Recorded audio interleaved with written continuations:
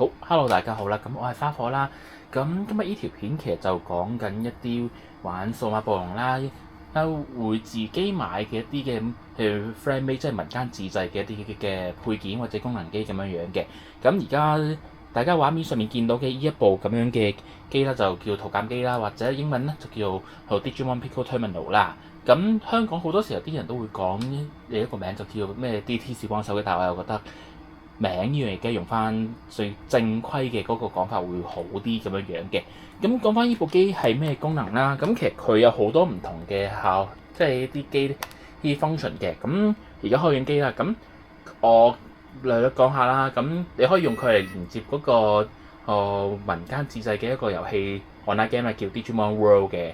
跟住另一個啦，就係關於嗰個你要用呢部機去同其他唔同嘅暴龍機去做一啲解鎖嘅話，可以靠佢去做一個解鎖嘅功能咁樣樣啦，同埋就可以有時候你會見到我一啲片或者啲 shot 都有用到佢嚟做一啲嘅個人嘅對戰嘅項目咁樣樣嘅。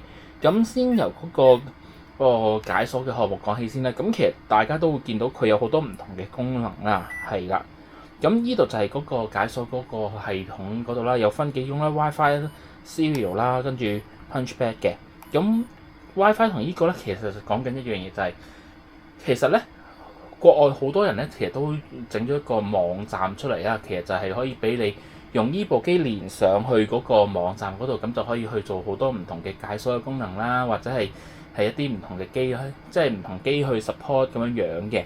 即係可能係你可以透過佢去嗰個網上嘅系統去連接去解背景啊，或者係做啲合體嘅嗰啲功能咁樣樣啦。呢個就係用有線嘅，即係其實視乎你想有線定無線嘅啫。但係咧，有時候我又覺得其實呢部機佢自己內置咗好多唔同嘅機能咧，都可以做到呢啲咁樣樣嘅。即係你見到其實都有啲戰鬥啊，或者係合體咁樣樣啦。咁其實點解要做啲戰鬥？其實就係方便大家可以去做啲解鎖咁樣嘅功能嘅。即係好似舉個例啦，20週年其實呢度都好多嘅 copy 唔知乜嘢，即係凱撒暴龍同面嗰個咩加魯魯咁樣樣，跟住呢邊又可以有嗰個戰鬥暴龍鋼鐵加魯魯呢啲咁樣，其實就係方便大家可能係去做合體啊嗰啲咁樣嘅功能咁樣樣嘅。咁另外咧，其實就係透過呢啲咁樣嘅功能啦，其實可以幫你去解鎖唔同嘅蛋。咁其實之前我有個 shot 係講緊用5部機去做嗰個解鎖蛋啦。咁其實用呢部機可以一部就可以搞掂晒噶啦。咁另外啦，除咗話20週年啦，其實你會見到啦，佢有啲咩 X 抗體啊、彩機啊、跟住超數碼暴龍機彩色佢都可以用到嘅，甚至乎一啲比較上舊少少嘅機其實都可以 support 到，但係就少啲用咯。大家就會係啦。咁另外啦，呢個就歸到 Terminal 呢邊啦。Terminal 就係頭先我一開始嗰個好似靚笑畫面啦。咁佢有幾個功能嘅，第一就係可以叫得你養咗啲乜嘢啦。咁呢個就要視乎你去做翻將嗰個 data scan 入去咁樣嘅。咁樓上有一個 analysis 呢一個分析嗰個 analysis 咁樣嘅咁樣啦。只不過就係我唔係好識讀，我費事或者我費事讀嘅。係啊，咁另外啦，其實就係呢個佢就係有一個功能，就係可以俾你去做嗰個對戰啦。咁其實有時候你如果唔方便出去同人玩，或者係又想試下睇可以去到幾多啦，都可以用呢個功能嘅。但係都要講聲嘅。咁其實本身呢一個功能嘅嗰啲數值會高少少啦，所以變咗有時候你會覺得有啲奇怪嘅情況會發生嘅。係啦。咁 WiFi 菌就頭先我顯示俾大家睇嘅嗰個方便大家解鎖嘅個功能啦。咁但係咧，除咗呢個之外，其實佢都有其他唔同功能嘅。呢個就係同翻嗰啲 WonderSwan 或者係舊式嘅 D3 嗰啲去玩嘅時候就可以用到嘅一個項目啦。但係就需要用一啲配件嘅。咁呢個就礙於唔係太多人會用啦，所以就少啲就唔去介紹住先嘅。係啊。咁另外咧，呢個有時候有啲搞笑就係佢可以播歌嘅，但係佢呢個機我個人就覺得佢嗰個音效其實唔係咁好啦。咁我覺得可以變啦。係啦。好，咁當然啦，呢度有啲奇怪嘅功能啦，即係可能可以睇時間啦，但係呢部機有個唔好處就係你熄咗機咧，佢個時間就會 reset 嘅，咁變咗你一係就要次次就將佢連上 WiFi 去 synchronize 嗰個時間啦，如果咩你就要自己去校時間，但係我覺得有啲煩嘅，所以我就變咗唔係太中意去用到佢呢個功能咁樣樣啦。係啊，但係除咗話依個之外啦，其實咧佢仲有另一樣嘢嘅。好，我先掹翻呢個 SIM 卡出嚟先，係唔係嗰個機卡出嚟先？因為其實呢一部咁嘅機咧，除咗係支援平時啲機，即係平時啲遊戲之外啦，好先個 SD 卡掹咗出嚟，咁再重新打開翻啦。好，咁佢其實係可以支援到以前我哋玩開個手環嗰啲項目嘅，係啦。咁依度佢有講過 DIM card mode，咁 please check your micro SD reset or press continue。咁其實依度撳一下啦，咁佢就去 DIM card 嗰邊嘅。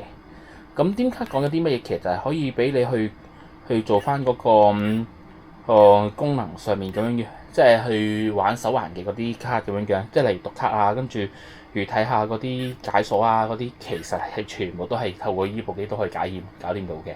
咁變咗就係如果大家有時候想玩翻手環，但係又覺得太煩咧，其實可以揾呢部機幫手，可能就係去解鎖一樣嘢，然之後喺度讀落去，咁其實都可以做到好多你想玩到嘅項目咁樣樣啦。